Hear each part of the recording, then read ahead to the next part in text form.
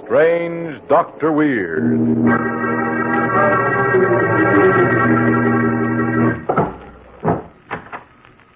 Good evening. Come in, won't you? Why, what's the matter? Your hand is shaking. Surely you're not afraid of me. Perhaps it would steady you to hear a little story that was just told to me. The story of a strange ship that sails the seven seas with no crew save death, and no passengers except the dead. I call the story The Ghost Ship.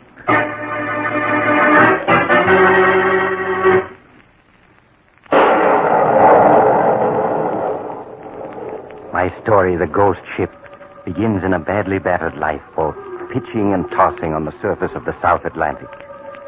3 men wearily bail out the water which the breaking waves constantly pour into the boat. A 4th man, burly and broad-shouldered, is at the tiller. All right, bailer, men, bailer. The water's gaining on us. What's the use of bailing? We'll never make land. Why don't we admit we're done for and get it over with? Stow that, bosun. We may sight a ship any minute. You've been saying that every day for a week now. Captain! Yeah, what is it, cook? I think it's a ship. You smell it's here. There to port. All right, look sharp, men. I don't see anything. Just another false alarm. No, it's not. Captain, I see her. It's a small steamer heading this way. Yeah, I can make her out now. She's heading straight for us. It's a ship, all right. But she looks mighty funny. Look how low she is in the water. See the way she steers. She does kind of stagger back and forth. Maybe her steering gear broke. And there's no smoke from her funnels either. If you ask me, she's a derelict. Well, maybe she is. Even a derelict is better than this lifeboat. The wind's carrying across our cords. And we're going to board her.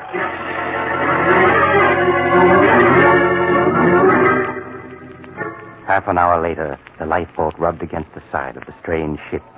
The 4 hungry, weary men clambered aboard her and found themselves greeted only by the uncanny silence of a deserted ship. See? What did I tell you? This is a derelict, a blooming derelict. Yeah, she's a derelict, all right. Look at her ironwork covered with rust. I'd say she's been drifting about for a good many months. Suppose there be no grub or water aboard her. That's what worries me. Now, that's what we're going to find out right now. Cook and I will search the starboard side of the ship. You other 2 search the port side. Look lively now. We'll meet in the chart room in 30 minutes.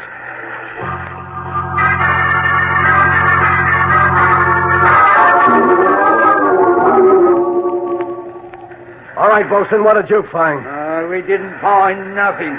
Not a single solitary thing. That's all right, Captain. Of course, we're so low in the water that all the holes in the cabins below deck are half flooded. But we searched everything else, and we didn't find a thing. Well, Cook and I had better luck. We found the galley dry and plenty of canned grub in it. I left Cook rustling up some chow.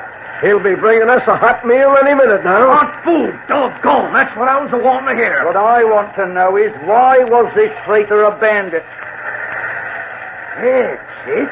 What? But this is the Mermaid Girl. What? Yes, there's her name on the logbook. She's a ghost ship. Do you hear me? We come aboard a ghost ship. We've got to get off her or we'll die. Bosun, get hold of yourself, will you? It's true. This is the Mermaid Girl, and every seaman in the world knows about it. Well, sir, I don't. Captain, what is this here Mermaid Girl business? Well, the story of the Mermaid Girl is a curious one. 2 years ago, she had her hull stove in a hurricane, but she's loaded with lumber and cork, which is why she never sunk. Well, the first night out after the storm, one of the crew disappeared. The next night, 2 more men went, and 2 more the night after. I'm telling this, bosun. It's true, every word of it. It's true the men disappeared. Rest of the crew mutinied and abandoned ship. Only one lifeboat with 5 men in it ever made port. They're the ones who spread the story. And ever since then, the Mermaid Girl's been drifting. A ghost ship with death at the helm. I tell you, we've got to get off her, or we'll die too. That's a cook. Quick, outside. Something's happened to him. Captain, look. There on the deck, a tray, dishes and food. Cook was bringing us grub. And now he's vanished.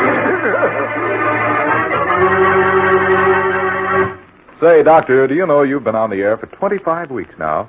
Evidently, people like your radio show. That makes me very happy. And I thank them from the bottom of my cold-blooded heart. Coming from you, Doctor, that's really warm sentiment. And while we're about it, the makers of Adam hats would like to thank the many men who have recognized the superiority of Adam hats this season. Gentlemen, you've been keeping our thousands of stores and authorized dealers mighty busy. And no wonder.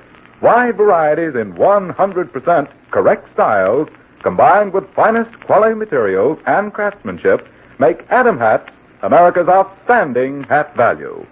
The well-dressed man particularly appreciates the wide choice of shapes and shades available at their Adam Hat Store. Tomorrow, step into the Adam Hat Store nearest you and ask to see the new line of Adam hats, priced sensibly from $3.45 to $10. Now, Dr. Weird, on with the show. And now to continue my story, The Ghost Ship. It is night, and in the inky darkness, half submerged, the derelict steamship Mermaid Girl drifts onward across the wave-tossed surface of the South Atlantic. Huddled in the chart room with 2 flickering lanterns for light, the 3 shipwrecked survivors discuss the strange disappearance of the cook, the 4th member of their group. I tell you, the spook got him. Or the devil, or whatever it is that's put a curse on this ship. It takes more than a spook to make a grown man vanish without a trace, Bosun. The sea's different from the land. There's devils that haunt the ocean no landlubber can know about. You've heard of the Flying Dutchman, haven't you, Dick? I reckon I have. What about her? For 100 years or more, manned by phantoms, she's been sailing the 7 seas, full rigged and always running with the storm dead astern.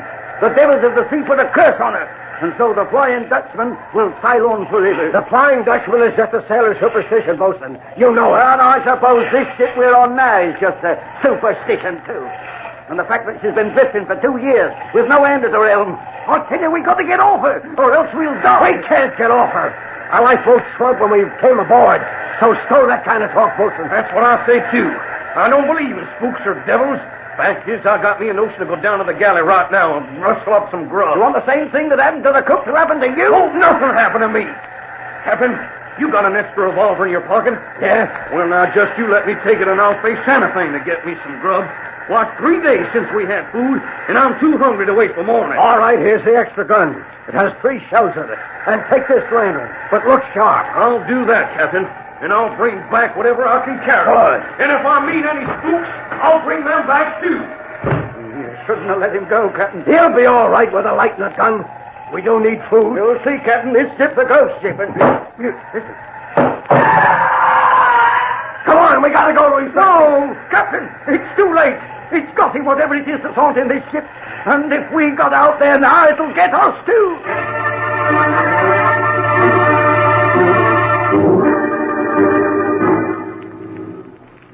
All night, the 2 men huddled in the chart room, the doors bolted, the memory of Tex's screams ringing in their ears. In the morning, with a fog covering the sea, they cautiously emerged and searched the ship, the captain keeping his revolver always ready. And they found... Nothing. That's what we found, Captain. Nothing but a smashed lantern and the empty gun line on the deck where Tex has dropped them. Well, frankly, I think Tex and the cook went out of their heads and jumped overboard. There's absolutely nothing on this ship that could have harmed them. But there is. Only it's something you can't see unless it wants you to see it. Oh, that's ridiculous. Bosun, listen to me. I tell you... Wait. What is it? Listen. What is it, John? It's a foghorn. There's a steamship someplace in the fog, off the starboard of us. Head in this way. But you'll never see us. Look how fast the fog's thickening. Yeah, we gotta work fast. There's a hand-operated foghorn up in the bow of this vessel. Get up forward and start sounding it. I'll hunt for distress rockets. We've got to attract attention before that ship gets too far away. Aye, sir. I'll signal at SOS with the oars. Good man. Oh, she's passing the stern of us. Blast this fog. If it hadn't thickened up so fast, we'd have been sighted. Captain! Yeah, what is it, Bosun? Captain, he's got me! He's dragging me toward the oars! Captain, help! I'm coming, Bosun! Bosun, where are you? Captain! Down here, in the hole! Help me! In the hole? Bosun, what's happened? Captain, it's an octopus! What? A giant octopus! It got me down here in the house. A tentacle caught me. You know, pull me in. An octopus? Oh, that's it. That's the devil that's been haunting this ship. I can see it, Bosun. Just under the water. I'm going to try and shoot it. Hurry! All right, devil, take that. And that. And that. He's holding me under. He's going to... My gun's empty. I've got a tentacle. A giant tentacles around my leg. I can't get loose. It's pulling me down into the hole, too. If I can only... I can't. Help!